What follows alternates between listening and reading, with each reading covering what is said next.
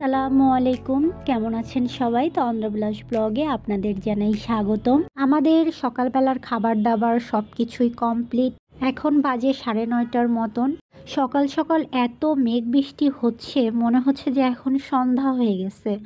তো প্রচুর তো বৃষ্টি হচ্ছিল। আমি এই সুযোগে রান্নাঘরে যে বাড়তি হাঁড়ি পাতিল বের হয়েছে সেগুলাকে একটু ধুয়ে নিচ্ছি।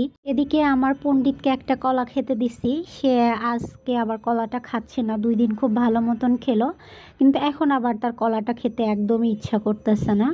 এখন আমি যা করব, আমার পিস পিস থেকে তাকে তাই করতে হবে। সকালের খাবার দাবার তো খাওয়া শেষ, তো এখন তো দুপুরের ব্যবস্থাটাও করতে হবে। তো ভাবলাম যে আজকে বাবুকে একটু মাছ ভাজি করে দিই আর সাথে একটু ডিম করে দিই, তাইলে ও সুন্দর মতন খেয়ে নেবে। কারণ বেশ কয়েকদিন হলো এই খাবারটাকে আমি দেই না, ডিমটা একটু পরিমাণে কম দিচ্ছি। একটা না তো বাচ্চা কাচ্চা খাবার খেতে চায় না, ভ্যারাইটি রাখতে হয়। তো কয়েকদিন মাছ গেল, তো এখন একটু ডিমটা দিয়ে হালকা পাতলা এটা খাওয়াই দিই। রাতে একটা সুন্দর করে একটা তরকারি তৈরি করে দিব, ওইটা দিয়েও সুন্দর মতো খেয়ে নিবে। তো কাজকর্ম তো আসলে করে স্বস্তি পাই না, শান্তি পাই না, আপনারা জানেনই। যতটা এদিক সেদিক শর্টকাটে কাজ করা যায়, তো উচিত ছিল আমার তেলটাকে রেখে দিয়ে অন্য তেল ব্যবহার করা, কিন্তু ওইটা আর আমার ভাবছি, কিন্তু মনে নেই সরানোর। ওইটার মধ্যে আমি ডিমটা দিয়ে ফেলছি। তো এই জন্য একটু ওই যে মশলাগুলা যেগুলো মাছের ভাজলাম পুড়ে পুড়ে গেছে, সেইগুলোই ডিমের সাথে লেগে যাচ্ছে। তো আমি আবার একটু চেক করে দেখতেছি যে ডিমের ভেতরে কাঁচা আছে কিনা। কাঁচা ডিমটা তো আবার নিজেও খাইতে পারি না, বাচ্চাকেও দেওয়া ঠিক হবে না। তো অলমোস্ট আমার ডিম ভাজি শেষ হয়ে গেছে, তো এটাকে আমি এখন এখান থেকে তুলে নিলাম। আর যেই খাওয়াইতে যাব, দেখি যে আমার পণ্ডিত এইখানে এসে জুতার র্যাক থেকে সব জুতা বের করবে, বের করে সে আবার ওইগুলা ঢুকাবে, রেখে দিবে, নানান ধরনের কাজকর্ম করে। খাওয়ালাম তো লামসাম কোনো রকম, খাবার দাবার নিয়ে সারা বেডে এসে সব ফেলছে। আবার আমাকে এগুলা গুছাইতে হবে, কারণ এর মধ্যে আমি সম্পূর্ণটা গুছায়ও ফেলছিলাম।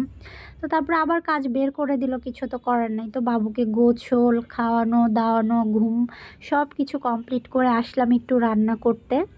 তো রান্না আজকে কী করব চিন্তা করতে করতে ভাবলাম যে একটু ভুড়ি করে ফেলি। গরুর ভুড়ি ওর বাবা নিয়ে আসছে, তো ওইটাই আমি এখন রান্না করতেছি।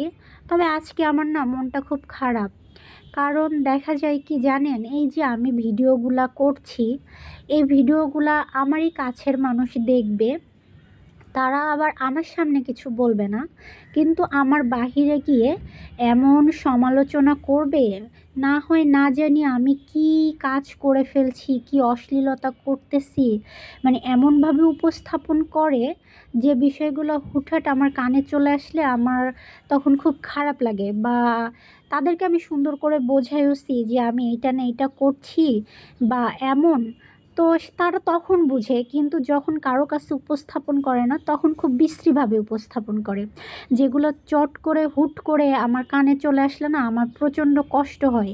এটা হয়তো বা সবারই হয়, তবে আমি এই বিষয়গুলো কেন জানি চট করে সাথে সাথে নিজেকে দমায় ফেলতে পারি না, বোঝাইতে পারি না। আমার নিজের অনেক সময় লাগে এই বিষয়গুলো থেকে বের হয়ে আসতে। তো যাই হোক, আমি এইখানে মশলাপাতি সব কষায় নিছি। তো এখন আমি ভুঁড়িটা দিয়েও ভালো মতো একটু কষাবো, আর এটার মধ্যে একটু রসুন দিয়ে দিব আস্ত। এমনিতে বাটা রসুনের পরিমাণটা কম রাখছি, কিন্তু এটার মধ্যে রসুনটা দিলে খেতে অনেক ভালো লাগে। তবে এই রান্নাটা করতে গিয়ে আমি তো প্রচণ্ড রকমের প্রেশারে পড়ে গেলাম। বাবু বারবার ঘুম থেকে উঠে আমার পিছে এসে দাঁড়ায় থাকছে, আবার ওকে নিয়ে গিয়ে শোয়াচ্ছি, চুলা বন্ধ করে দিচ্ছি, দিয়ে আবার প্রথম থেকে শুরু করছি। কি যে একটা প্যারা নিয়ে এই রান্নাটা আমাকে আজকে করতে হচ্ছে, যা বলার বাহিরে আর কি। তো যা বলছিলাম, মানে এই ধরনের কথাবার্তাগুলো আসলে বলে কি লাভ হয়, বা কেন আমরা বলি আমরা আসলে নিজেরাও জানি না।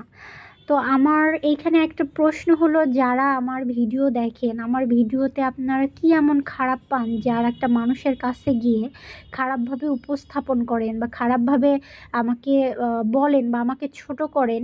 এইগুলার দরকারটা কি? আপনাদেরকে তো আমি সেই রকম স্পেস দিছি যে আপনারা আমার ভুল ত্রুটি হলে আমাকে বলেন, আমাকে জানান। এই আলোচনাগুলো না করলেও হয়। তো যাই হোক, এত পরের কথা নিয়ে নাড়াচাড়া করি, নিজের দিকটাই ভাবি। এদিকে আমার ছেলে তো ঘুম থেকে উঠে গেছে, উঠে রান্নাঘরে এসে বসে আছে। সে এখন আমার সাথে রান্নাবাড়ি করবে। তো কি আর করা, এই রান্নাটা মনে হয় আপাতত এখানে এইভাবেই স্টপ রাখতে হবে, কারণ বারবার চুলা অফ করে দিচ্ছে, তো সেই ক্ষেত্রে তো এত রিস্ক নিয়ে করা যায় না। আর এদিকে তো সব হাঁড়ি পাতিল নামায় ফেলছে। দিন যত যাচ্ছে তত আমার কাছে মনে হচ্ছে যে মা হওয়াটা সাংঘাতিক রকমের একটা প্যারাদায়ক কাজ, কঠিন কাজ। আমি মনে হয় পৃথিবীর একমাত্র মা যে আমি মাতৃত্বটাকে ওইভাবে উপভোগ করতে পারি নাই বা পারছি না। আমার কাছে অনেকটা সময় ভালো লাগে, অনেকটা সময় দম বন্ধ লাগে। আমার কাছে মিশ্র প্রতিক্রিয়া, মানে একদম যে হাইফাই প্রতিক্রিয়া ব্যাপারটা এমন না। আর এদিকে প্রচণ্ড ক্ষুধা লেগে গেছে আমার, তো আমি আবার একটু আলু সিদ্ধ দিয়ে দিছি। তো ওই পানি অবস্থায় রেখে চুলা অফ করে দিয়ে বাচ্চাকে নিয়ে চলে আসলাম। এসে সে হাঁড়ি পাতিল কিন্তু নিয়েই আসছে, রেখে আসে নাই। আমি যা যা দিয়ে যেভাবে রান্না করি তার সব কিছুই দেখা।